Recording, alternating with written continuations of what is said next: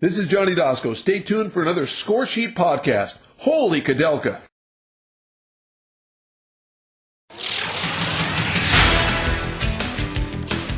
It's week 10 in the fantasy football world. No buys this week, but we are going to have a Thursday night game, and we will have Thursday games the rest of the season. Our focus will be mainly on the players involved in the Sunday-Monday games this week, but certainly if you have any San Diego Chargers on your roster, this might be a good week to plug them into your lineup. The Raiders are a mess right now. Weather is an issue as well in the latter part of the season, so be sure to check the forecast if some of your players are involved in games where weather could be a factor. All right, let's take a look at some guys we're starting in Week 10. The Dallas Cowboys have largely been a disappointment this season, as injuries have taken their toll, but with injuries come opportunities, and running back DeMarco Murray is taking advantage of his. Murray looks like the back of the future in Dallas, and should get plenty of carries again this week when they face the Buffalo Bills in Dallas. The Jets take on the struggling Patriots in a key game for the division title. The Patriots defense has nobody that can guard wideout Plaxico Burress, so expect him to get the lion's share of balls thrown his way anytime the Jets are in the red zone this week. Burress may not be his old self, but his length makes him a good target for quarterback Mark Sanchez. Wide receiver Earl Bennett has returned to Chicago, and quarterback Jay Cutler couldn't be happier. The Bears will be looking for revenge at home against Detroit this week, and Bennett should be a key target. He's the most reliable receiver the Bears have when he's healthy, and looks solid in his return to action in the Bears' win at Philly in Week 9. Bennett should keep it going this week. If you can take his inconsistency throwing the ball, quarterback Tim Tebow should be worth a start again this week. His running ability tore up the Raiders in Week 9, and the Chiefs' defense will have the same problem trying to corral Tebow.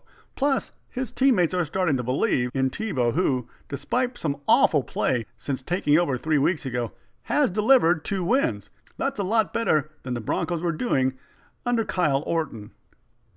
Running back Roy Halou is now the starting back in Washington, and based on his performance last week, is worth a shot. His ability to catch the ball out of the backfield is a huge part of his game, and this week he has a better matchup to run the ball against the Dolphins, a significant drop-off from the tough San Francisco 49er defense. Now for the list of guys you might want to sit down this week. Tight end Tony Gonzalez is first up. While he's a surefire Hall of Famer and having a solid season, with Julio Jones returning to the lineup, Gonzalez isn't likely to get the ball thrown his way quite as often. He'll still be a guy that Matt Ryan looks to on third down, but may not be targeted as much in the red zone. Quarterback Andy Dalton and the Cincinnati Bengals have been a huge surprise this season, but in Week 10, Dalton gets a big test against the Pittsburgh Steelers defense, one that will no doubt be looking to do some damage after giving up a late game-winning touchdown to the Ravens last Sunday night.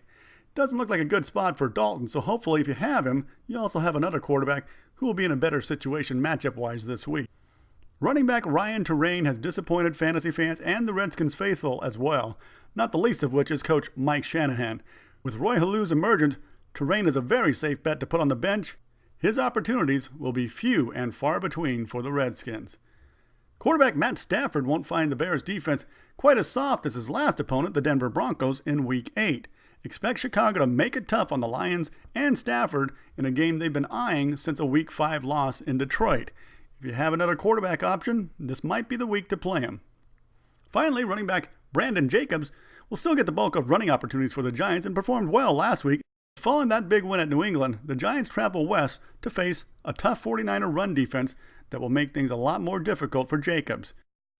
Good luck in Week 10, and we'll be back next week with another fantasy football preview.